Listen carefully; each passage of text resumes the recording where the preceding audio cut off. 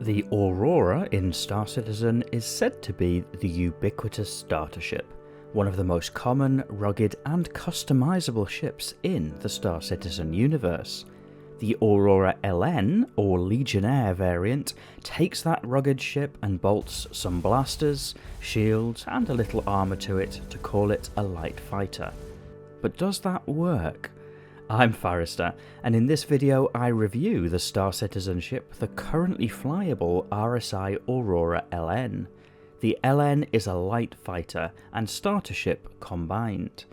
For those of you who've seen other ship reviews on this channel, you know what to expect.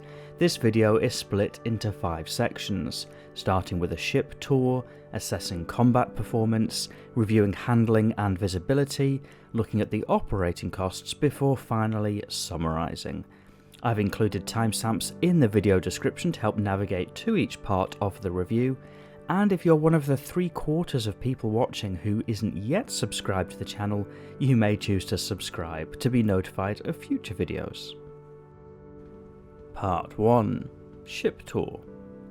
And starting with the externals for the LN.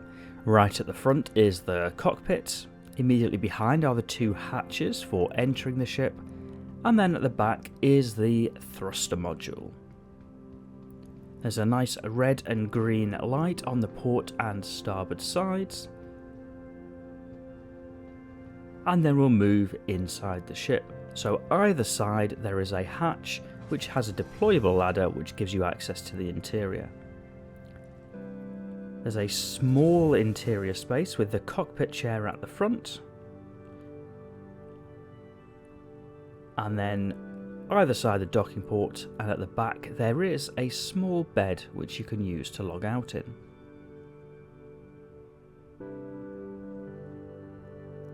And the pilot seat is right at the front of the ship.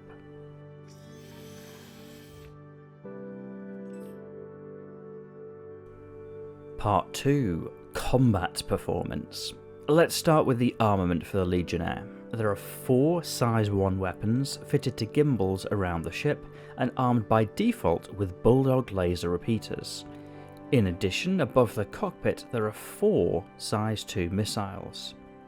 The quad weapons are nothing hugely special, but will do the job just fine against smaller ships.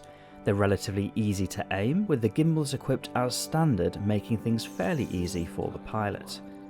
The missiles, however, are relatively strong for a ship of this size, comparable to what you might find on a Nomad or Sabre. And because the mount is size 4, if you wanted to get silly, you could always switch out for a single size 4 missile. In terms of overall performance, the LN really is nothing special.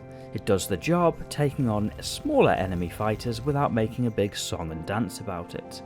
And largely, that's what you would expect from a ship like this. Defensively, the LN carries 2 size 1 shield generators, which is the benchmark for light fighters. The stock generators aren't great and would benefit from an upgrade. Thankfully, at size 1, that's a fairly cheap undertaking. Part 3. Handling and Visibility. At a Roberts Space Industries ship, it's probably unsurprising that there are cockpit struts all over the front of the Aurora. But in a similar vein to my review of the Aurora Essential over a year ago, the overall view is actually pretty great. There are windows all around, giving great visibility across most angles, and being situated right at the front of the ship makes for easy control. The Aurora is often accused of looking a little like a space brick, but from a handling perspective, for the most part, it's still relatively manoeuvrable. That's largely due to the low SCM speed at 138 meters per second, which is considerably below par for light fighters. At those speeds, the Aurora turns on a dime and is able to change direction really easily. It is possible to increase that speed to push the ship a little more, and the LN is for the most part up to that challenge, although don't expect it to be as nimble as a Gladius, for example. The LN has fairly good boost performance even with stock components, making a good platform for pushing a little harder than flight defaults. It's worth mentioning that the LN is fairly easy to land, especially with the speed limiter set to the default, which is helpful for a starter ship. And the stock quantum drive, whilst not particularly fast, offers a reasonable range, for example being able to cross from Crusader to Microtech in a single hop. Part 4. Operating costs. As a starter ship, you'll probably not be surprised to learn that refueling, repairing and rearming the Aurora LN is generally very cheap, usually at around 100 Alpha UEC. The missiles can be a little more expensive to replace, but you're still looking below 1000, which can easily be made back. And you have a few different money-making options with your LN.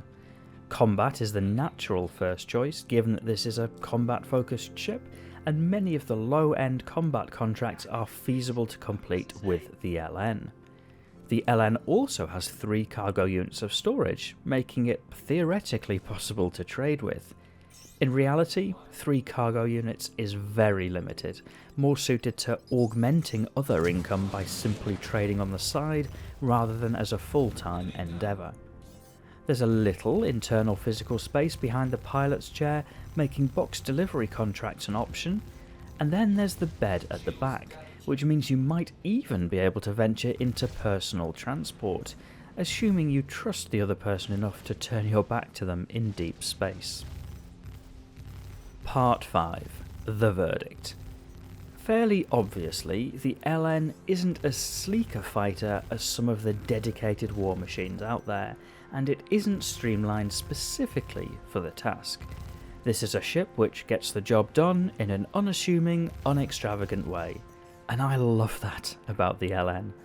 The flight model lends itself really well to a new player, letting them learn the ropes of flying in Star Citizen in the relative safety of the flight limiters, but also means that experienced pilots can push the envelope to do even more with it. The LN is versatile, with internal space and cargo storage, that bed at the back, and small enough to get about with ease. And from a combat perspective, the LN tackles entry-level battles relatively well. And that brings us to price. The LN comes in at a pledge of $40 or in-game for 338,000 Alpha UEC. Whilst that's not quite the most expensive of the Aurora lineup, it's almost 3 times what you'd pay for the bare-bones model. There may be some benefit in future to things like armour value, but at the moment, from a purely investment point of view, you'd think you'd be better off buying the ES and upgrading. Except for one thing which is unique to the LN: the big missile slot. And those missiles are really what sets the Legionnaire apart when fighting above its weight class. For those handful of battles, it really will make the difference. So, if you're interested in owning the top dog of Aurora combat ships, then the LN might not be a bad option. The in-game price is very reasonable and considerably cheaper than the military-grade fighters, and comes with a quantum drive for getting around. As a starter ship, it's also priced for people just getting into the game without having to break the bank. But do you agree? What do you think of the Aurora LN? Let me know in the comments. And if you've enjoyed this video, you might press that like button. Otherwise, as ever, thank you for watching.